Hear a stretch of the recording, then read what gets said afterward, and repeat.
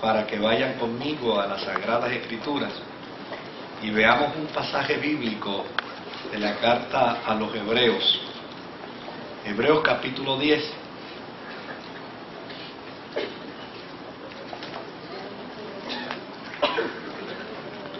Hebreos capítulo 10,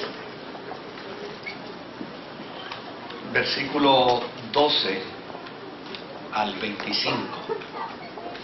Hebreos 10, 12 al 25. Y leemos a la gloria del Dios que es Padre, Hijo y Espíritu Santo. Amén. Pero Cristo, habiendo ofrecido una vez para siempre un solo sacrificio por los pecados, se ha sentado a la diestra de Dios. De ahí en adelante, esperando hasta que sus enemigos sean puestos por estrado de sus pies. Porque con una sola ofrenda hizo perfectos para siempre a los santificados. Y nos atestigua lo mismo el Espíritu Santo, porque después de haber dicho, este es el pacto que haré con ellos, después de aquellos días, dice el Señor, pondré mis leyes en sus corazones y en sus mentes las escribiré. Y añade, y nunca más me acordaré de sus pecados y transgresiones. Pues donde hay remisión de estos, no hay más ofrenda por el pecado.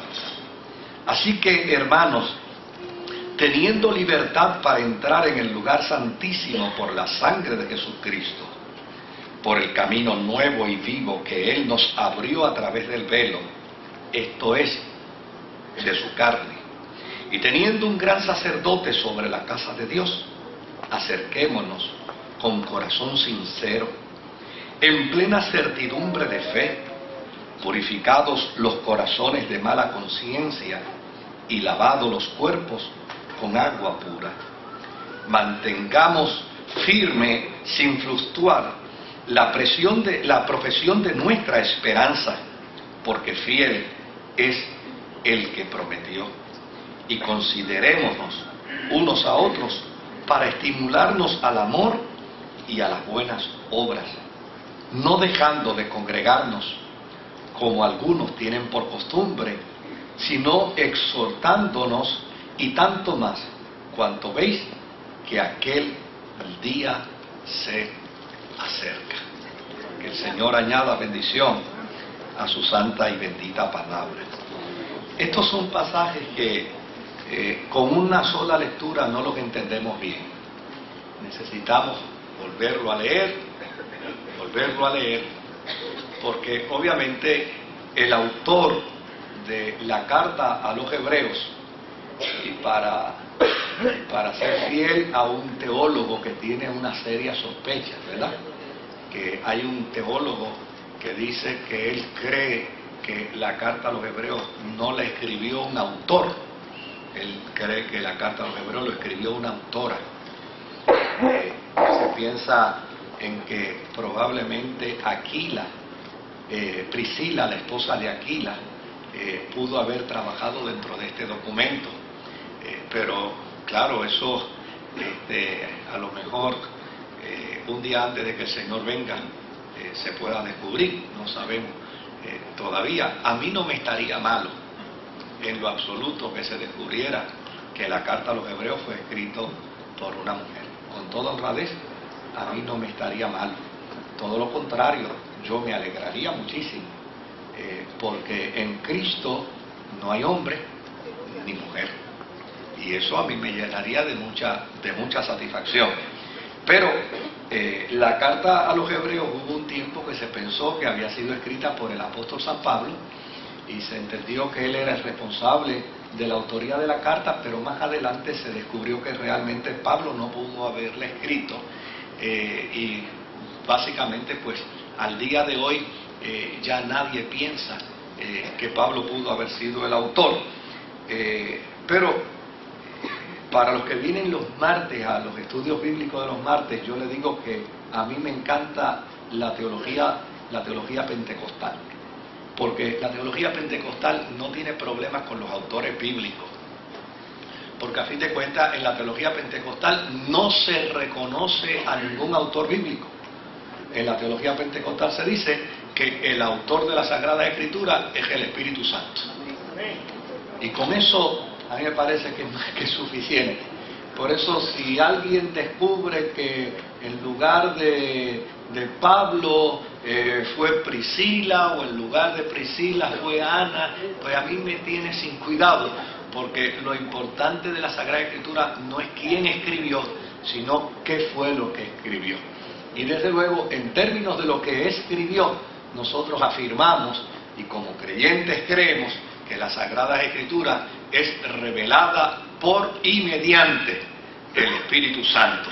Y a mí eso me llena de satisfacción suficiente.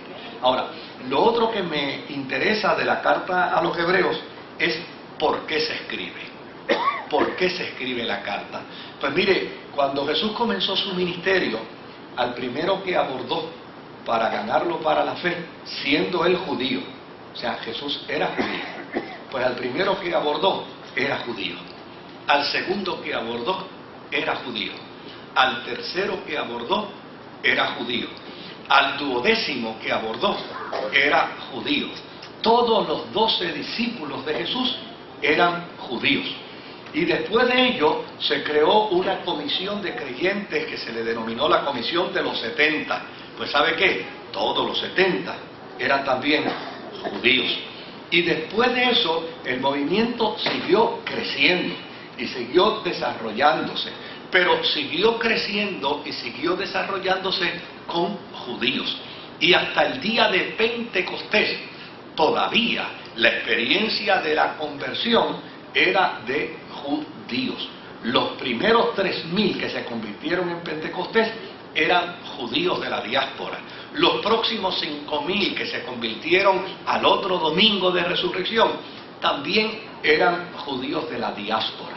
Lo que quiere decir es que los primeros años de la historia de la cristiandad demuestran y revelan a la sociedad que la fe cristiana se enriqueció, se robusteció precisamente de personas judías. De hecho, Jesús nunca tuvo la intención de crear un movimiento cristiano, ni siquiera los discípulos. Por eso cuando leemos el libro de los Hechos, una de las cosas que descubrimos en el libro de los Hechos era que los cristianos del primer siglo iban a predicar ¿a dónde? Iban a predicar a las sinagogas. Las sinagogas era el lugar donde ellos entraban, donde ellos ministraban, donde ellos hablaban. Desde luego, predicaban en la sinagoga y los expulsaban de la sinagoga.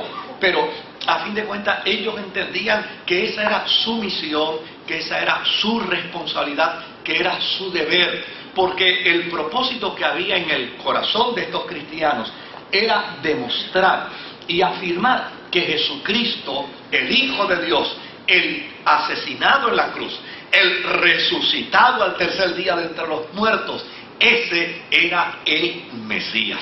Y desde luego la primera intención era ministrar dentro de Israel. Ahora, pasado el tiempo, los creyentes llegó un momento, la iglesia primitiva llegó un momento en que ya no podían ministrar en la sinagoga. Oiga, porque desde luego tal vez Pedro entraba cubiertamente y de momento alzaba la voz y predicaba, pero cuando lo votaban la primera vez y lo votaban la segunda vez, ya los diáconos de la iglesia decían: asegúrate que si viene por ahí, ni lo dejes entrar. Llegó un momento en que ya la iglesia no predicaba en Jerusalén, ya no predicaba en la sinagoga porque ya les era vedado el entrar. Por el otro lado, el Espíritu Santo empezó a hacer una tarea extraordinaria, empezó a hacer una tarea hermosa. Agarró a Pedro, el Espíritu Santo, y lo mandó para la casa de Cornelio, que era un gentil, y le hizo saber a Pedro que ahora el propósito del Espíritu Santo era que los gentiles vinieran también al conocimiento de la fe. Agarró a un Felipe y lo introdujo dentro de Samaria y hizo que Felipe entonces bautizara y orara para que recibieran el don del Espíritu Santo a los cristianos de Samaria. Y poco a poco entonces aparece la figura de Saulo de Tarso, llamado por el Espíritu Santo a la fe cristiana, y se convierte Saulo de Tarso, y entonces él empieza a desarrollar un ministerio que él llamó su apostolado para los gentiles. Y llegó un momento, querido, ya a finales del primer siglo, que la iglesia primitiva que se había nutrido en los primeros años de judíos, solo judíos, llegó un momento que entonces el movimiento de conversión de los gentiles empezó a crecer, y llegó un momento que el crecimiento de la gentilidad, de conversión de la gentilidad, empezó a ser más grande que el movimiento de los judíos, y empezó a desarrollarse más que el movimiento de los judíos, y llegó un momento que el movimiento de la gentilidad fue tan grande que comparativamente el movimiento de los cristianos judíos empezó a hacerse pequeño. Cuando esto empieza a darse de esta forma, entonces los creyentes judíos empiezan a hacerse una serie de preguntas. Entre las preguntas que se hacen es: ¿valdrá la pena haberse hecho cristiano? ¿Hicimos bien en declarar que Jesús era el Mesías? ¿Obramos correctamente con renunciar al judaísmo? ¿Hicimos las cosas correctas? Desde luego, estos creyentes hebreos empiezan a entrar en un proceso de retroceso espiritual. Empiezan a entrar en un proceso de desánimo espiritual. Empiezan a adquirir una serie de impedimentos, de excusas para crecer en la fe. Y ante esta situación, quien escribió la carta a los hebreos les escribe una carta. Y les escribe esta carta, ¿sabe para qué?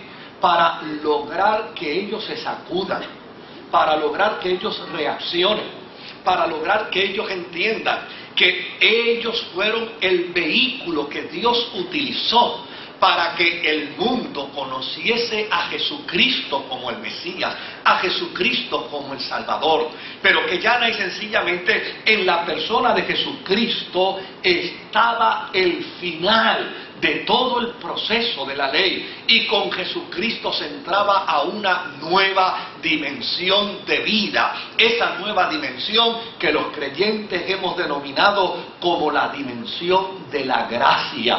La dimensión de la gracia que revela y expone que la salvación no requiere de ningún salario, de ningún pago, de ninguna prebenda que hombre alguno quiera dar, porque la salvación es tan cara y tan cara y tan cara que ningún hombre la puede comprar por sí mismo ni por sus propios méritos, y por lo tanto la salvación es tan cara que Dios ha decidido darla gratuitamente a través de la persona de Jesucristo. Y desde luego, el autor de esta carta entonces comienza a crear una reflexión donde compara los planteamientos antiguos testamentarios y empieza a decirle a los creyentes judíos: mire, aquí se cumplió lo que la ley dice, aquí se cumplió lo que los profetas decían, aquí se cumplió lo que en un momento dado Dios puso en el corazón y en los labios de un profeta en Israel para anunciar la salvación al mundo. Aquí se cumplió en la persona de Jesucristo.